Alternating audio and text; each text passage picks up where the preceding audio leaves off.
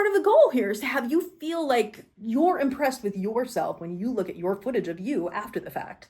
Like, ultimately, honestly, it kind of sucks to say, but it's also awesome to say, you can never really get the validation from an audience because an audience can't see all the work. They don't understand. They don't know. They're ignorant. They don't know what they don't know. And they're muggles. And you are already not a muggle anymore.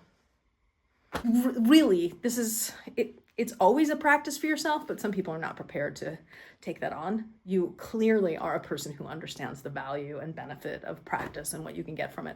But not everybody does. You're playing a different level game, so you're gonna get different things out of it, but you're already going into it with, it's so much more pure to be in the practice for the purpose of the practice and the benefits the practice bring you than for some external gratification. You're internally self-referenced as opposed to externally self-validated.